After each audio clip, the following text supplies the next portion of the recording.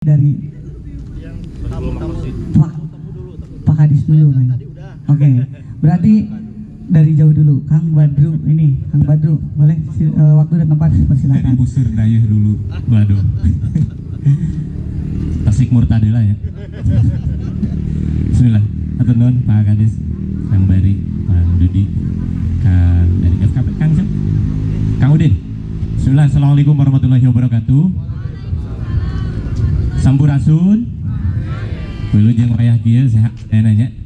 Alhamdulillah, puji dan syukur kita panjatkan kepada Allah Subhanahu wa taala karena atas kasih sayangnya kadeudeuh kanyahna urang sadaya tiasa riung mumpuluk petepung laung pangprok jonghok dalam keadaan sehat walafiat, tidak kurang suatu apapun. Dan alhamdulillah kalau untuk acara Tasik saya walaupun ada sedikit kesibukan, tetapi walaupun mendadak kemarin kalau nggak salah Bari menginformasikan kembali Tasik Mas selalu di hati kan. Ya, Tasik Mas di hati. Dan sore ini juga saya langsung pulang lagi karena besok saya ada grup dari Malang, dari Unbrau ya, Universitas Brawijaya Malang, ada pengen kunjungan ke UPI, kemudian juga ada wisata sejarah di Bandung karena saya juga kompetensi saya juga di local guide atau tour guide di Bandung ya, Jawa Barat lah. Kenapa? Karena walaupun di Bandung saya seringkali guiding Tasik. Saka terangna gitu ya, sabulang bentor kata Kang Dudi. Ya. Baik, hadirin sekalian, ini saya bukan untuk menggurui, tetapi kita bagi-bagi informasi, sharing kaitan dengan kekinian ya tentang peran tour leader, terutama dalam hal ini untuk mempromosikan daerah kita nih Tasikmalaya.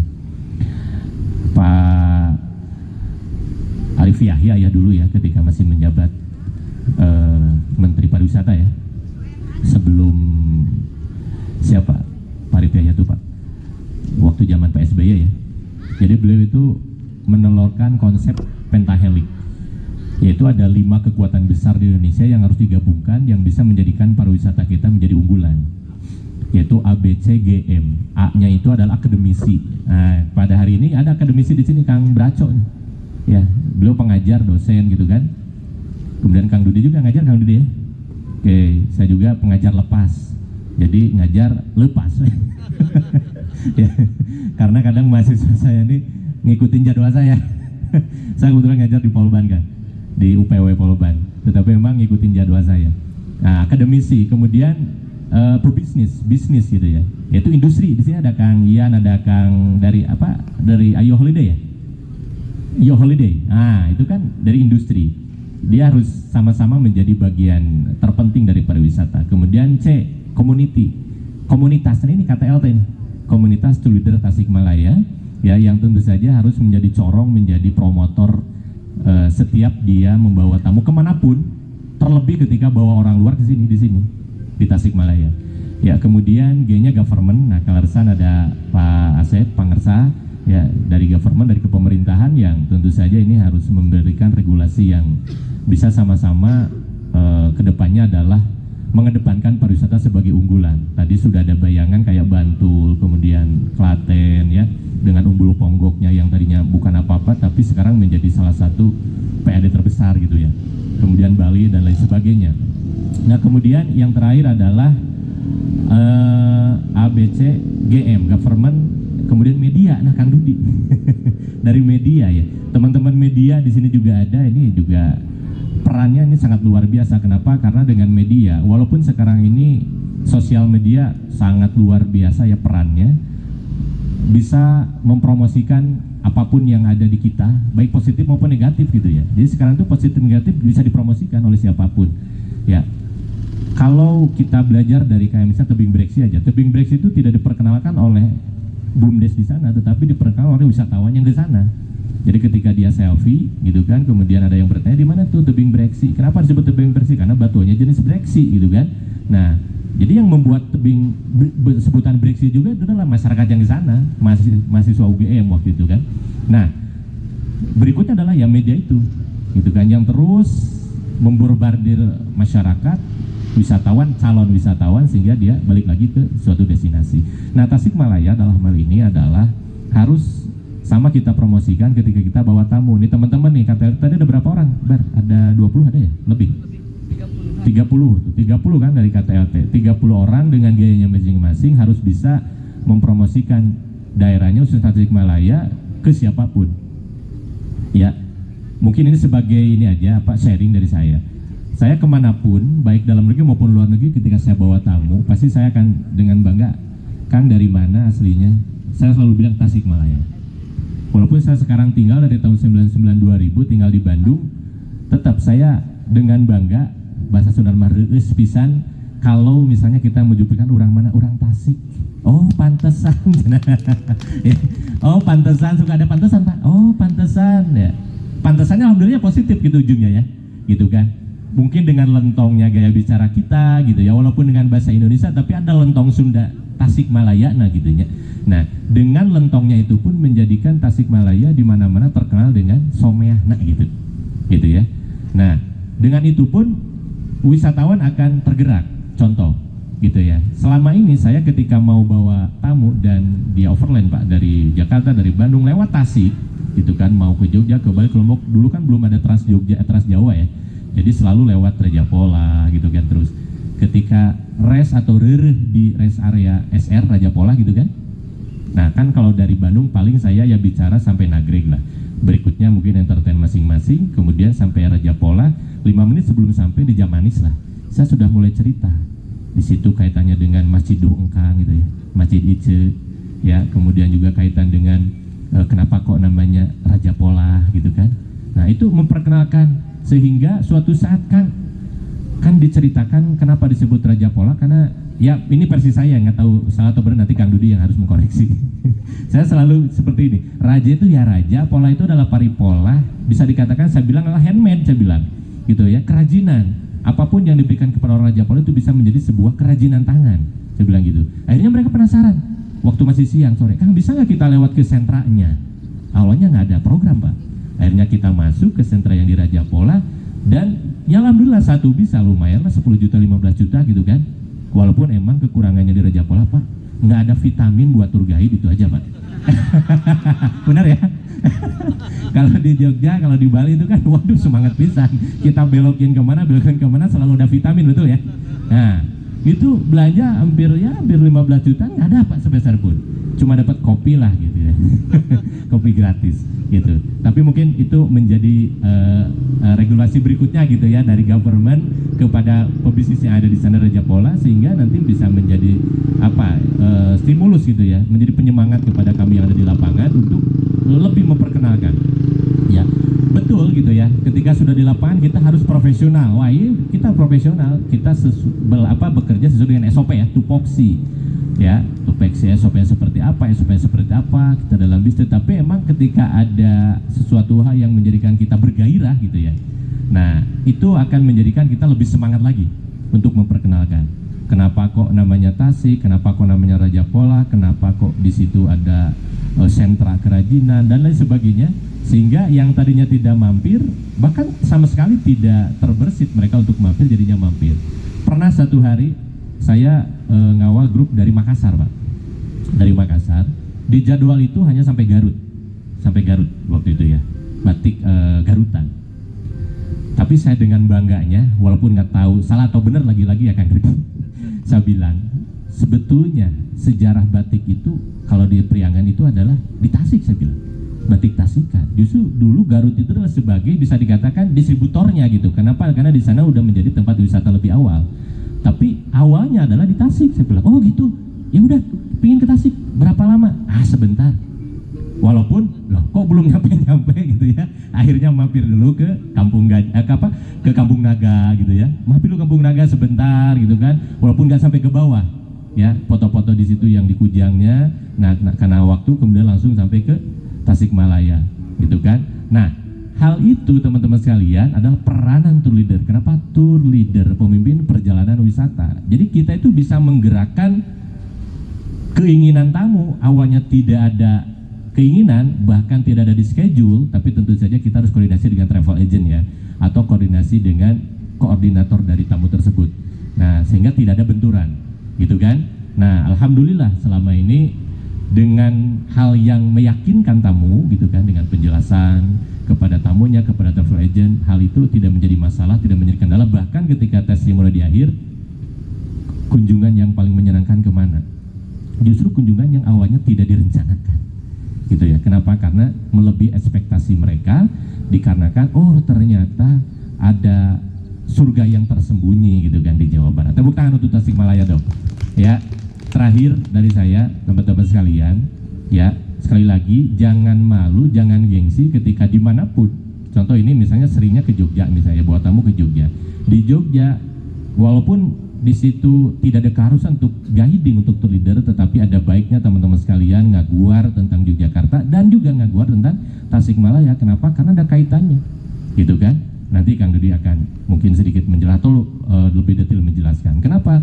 Karena ketika kita bisa menjelaskan atau ngaguar kaitan Tasik dengan Yogyakarta, dengan Mataram Islam, dengan Sultan Agungnya, Wiradada dan lain sebagainya, itu akan menjadikan tamu, oh benar geningnya, urang teh aya kaitanana.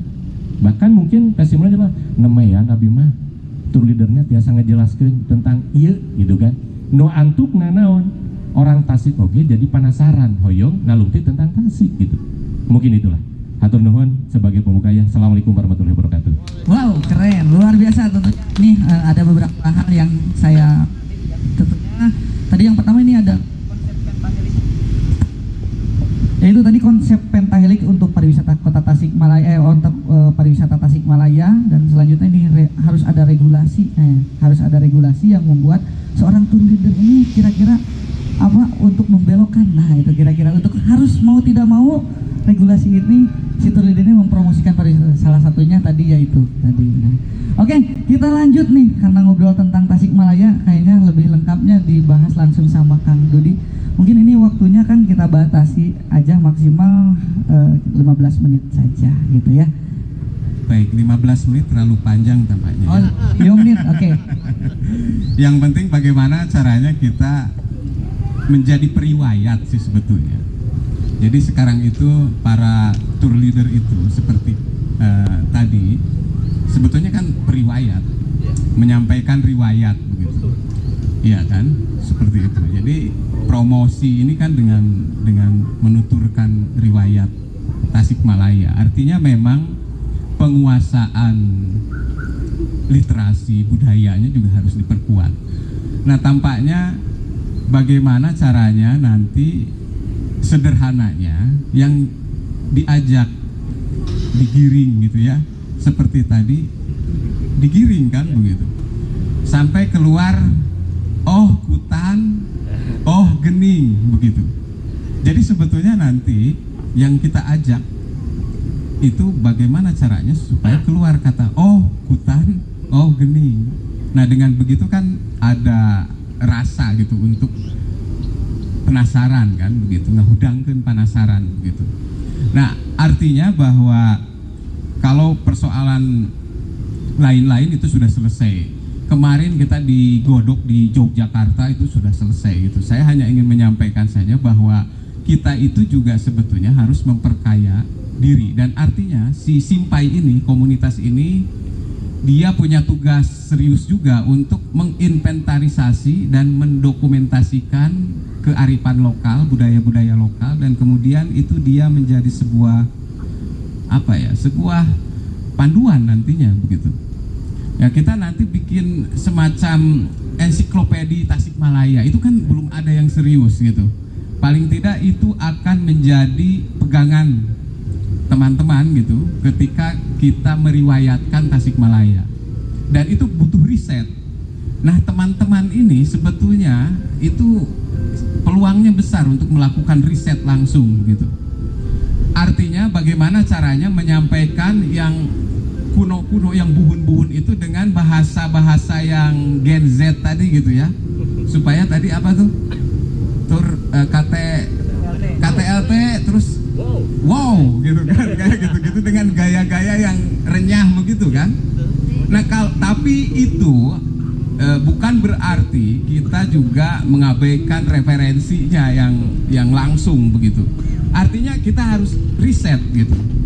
Nah bagaimana kita bercerita umpama tentang ya tadi itu kan Tasik, Jogja gitu ya, antara Tasik dan Jogja itu kan ada cerita di balik itu gitu.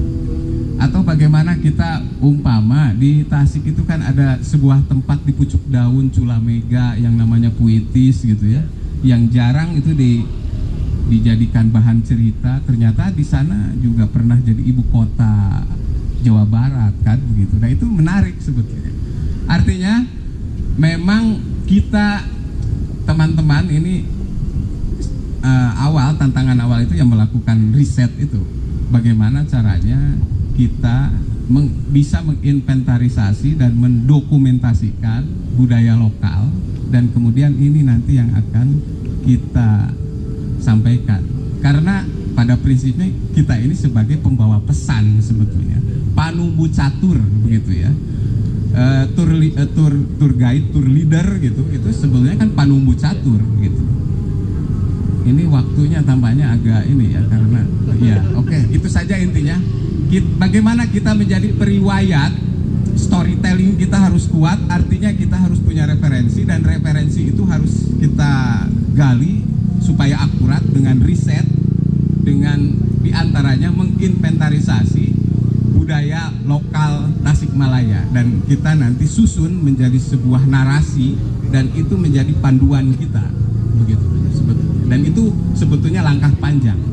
Jadi teman-teman, panjang nih riset ini. Jadi nanti Pak Kadis ini bisa disusun rencana tindak lanjut detailnya seperti apa begitu dengan teman-teman begitu. Oke, luar biasa ini. Ini sangat menarik sekali, walaupun singkat tapi menarik ya. Yang dimana ini saya mencatat bahwa tour leader ini harus bisa menjadi periwayat. Nah, memang karena menariknya seorang tour leader itu kan ada cerita apa di setiap perjalanannya, kira-kira seperti itu. Dan memang tadi di sini sempat disinggung bahwa harus ada ensiklopedia tentang Tasikmalaya. Dan memang itu sempat disinggung oleh Kang Badru ya di hampir beberapa hari ke belakang, itu bahwa Tasikmalaya ini kayaknya perlu semacam buku tour leader, buku saku tour leader yang memang itu memuat tentang materi Tasikmalaya, kira-kira seperti itu. Nah itu kan bisa menjadi industri juga. Kalau misalkan ngobrol industri, kira-kira ini langsung lari ke kewirausahaan kayaknya ya. Nah, nih gimana Kang Fahrudin kira-kira? Ya, bismillahirrahmanirrahim. Singkat saja Pak, karena pertemuan dengan Kang Bari ini juga singkat. Bahkan setelah pertemuan kita di Disparpora dengan Pak Sekda waktu itu, setelahnya ketemu dengan ini dan berbicara tentang kepariwisataan, dan kita berbicara tentang kemiskinan dan pengangguran, dan ternyata kuncinya salah satunya ini ada di KTLT yang bisa menjadi kunci pendobrak untuk mengurangi angka kemiskinan dan pengangguran. Dan tentunya kenapa pemerintah selalu diakhirkan kalau dalam talk show, karena menjadi perangkum, peramu, dan solusi, dan ya pasti sebuah produknya adalah kebijakan. Dan yang terakhir, waktu di Bapeda barang Pak Sekban dan juga SKPD yang lain, saya sampaikan bahwa KTLT akan ada pengukuhan yang biasanya di kota, kali ini di Kabupaten Tasikmalaya. Dan alhamdulillah sekarang terlaksana, yang mudah-mudahan ini menjadi awal yang baik. Bagaimana orang muda ini bukan hanya tentang birokrasi politik dan sosialnya, tapi dalam konteks kepariwisataan pun sangat menggeliat, dan tentunya ini harus diperhatikan lebih serius oleh pemerintah agar PAD-nya selalu bertambah. Itu mungkin simpelnya. Dan kalau berbicara tentang kewirausahaan, insya Allah kalau misalkan tolong konsepkan, buatkan, atau tuh tempatnya bikin satu titik lokasi yang kalau ke sana tuh semua Tasikmalaya ada produknya, apanya biar tidak acak-acakan seperti itu. Terima kasih, hatur nuhun. Assalamualaikum warahmatullahi wabarakatuh. Wow, keren ya. Tentunya ini berperan ya, intinya pemuda ini bisa berperan untuk kewirausahaan juga gitu kan.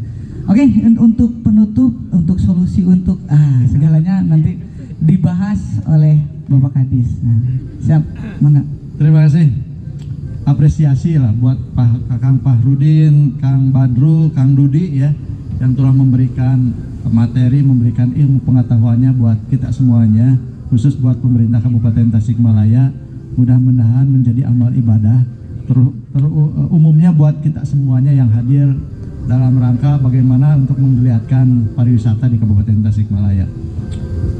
Satu barangkali Kang Bari yang perlu kami sampaikan, secara regulasi pemerintah Kabupaten Tasikmalaya, Pak Bupati sudah is okay lah, sudah is okay dengan kita semuanya, dengan RPJMD-nya, dengan visi misinya sudah is okay.